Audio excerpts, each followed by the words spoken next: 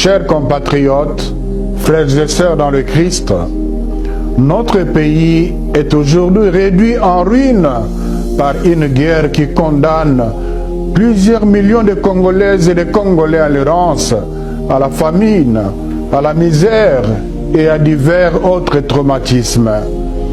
Comment faire face à cette échelle sans précédent de souffrance et de destruction qui endeuille sans discontinuer notre pays? Voilà plus de 30 ans déjà. En vertu de notre mission prophétique et dans le souci d'apporter notre contribution citoyenne spécifique, nous, la Conférence épiscopale nationale du Congo, CENCO, et l'Église du Christ au Congo, l'ECC, comptons sur les forces vives de la nation et dans une approche holistique de paix et d'enracinement du vouloir bien vivre ensemble, nous proposons cette initiative dite Pacte social pour la paix et le bien vivre ensemble en République démocratique du Congo et dans le Grand Lac. Si après les 3 phases principales de la structure opérationnelle de cette initiative, première étape, les ateliers citoyens de la nation en commission thématique.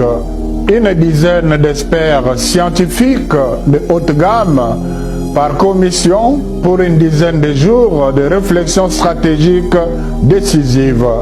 La mission de ces commissions, produire les outils techniques et pratiques de la construction méthodique du Congo que nous voulons dans l'immédiat et dans le futur, et ce, dans tous les secteurs de la vie nationale. Les défis: mettre les intelligences congolaises les plus aguerries au service du tournant historique de la construction du nouveau paradigme existentiel national. Ambition: réhabiliter toute la puissance de la réflexion citoyenne stratégique des fils et filles du Grand Congo et redynamiser le pouvoir d'action de la société congolaise.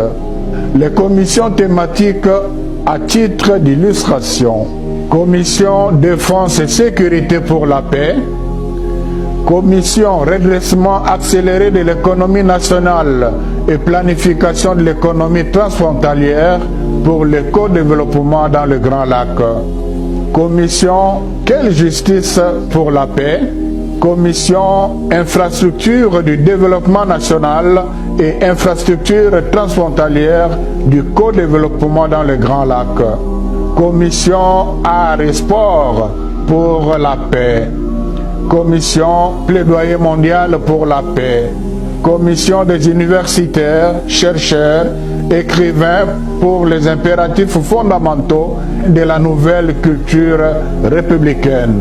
Ici, il s'agira de réfléchir sur quel système éducatif, quelle éthique citoyenne, quelle histoire nationale, quel mythe fondateur, etc. Commission paix par la cohésion sociale et la bonne entente intercommunautaire nationale et transfrontalière. Commission paix politique, institutionnelle et diplomatique. Et pour le fonctionnement de ces commissions, nous recueillons des avis et contributions des citoyens, des personnalités, des organisations, etc. Et nous les transmettrons auprès des commissions thématiques ci-contre pour examen et transformation en travaux préparatoires du Forum pour le consensus national. Deuxième étape, le Forum du consensus national. Défi: une dizaine de jours pour réaliser les compromis fondateurs du pacte social pour la paix et le bien vivre ensemble en RDC et dans le Grand Lac. Les compromis fondateurs du pacte social à titre d'illustration. 1. Élaborer la charte inviolable des urgences économiques et sociales à accomplir d'ici l'horizon 2060, l'année du centenaire de l'indépendance nationale. 2. Présenter au peuple et à la nation les compromis politiques de gouvernance intègre et agile de la République démocratique du Congo. 3.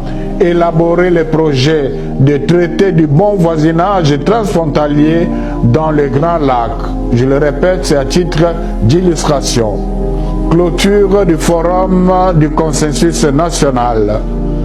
Il sera question d'une cérémonie de présentation solennelle du pacte social pour la paix et le bien vivre ensemble en RDC et dans les Grands Lacs à la population congolaise. Troisième étape. Requête introductive du pacte pour la paix et le bien vivre ensemble en RDC et dans les Grands Lacs auprès de la présidence de l'Union africaine, de la SADC, de l'EAC et de CIRGL, auprès des gouvernements des pays membres permanents du Conseil de sécurité des Nations Unies et auprès du secrétariat général des Nations Unies. Objectif, c'est obtenir l'organisation de la conférence internationale pour la paix et le bien vivre ensemble dans le Grand Lac. Je vous remercie.